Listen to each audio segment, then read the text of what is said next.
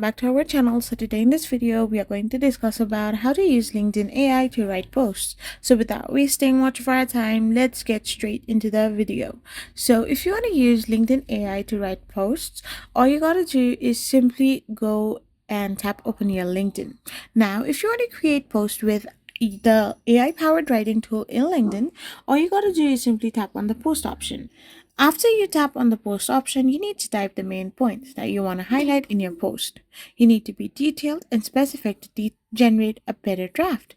So if you want some AI to write it, or if you want something extra, then you can also use the third-party applications to write you about the post that you're gonna specifically post on LinkedIn. After doing this, you will be able to simply use the LinkedIn AI to write posts, which are effective and efficient. I hope you found this video helpful, so don't forget to hit that subscribe button and do give us a thumbs up. We will be back again with more informative videos. Thank you for watching and stay tuned for our next video. We will be back again really soon.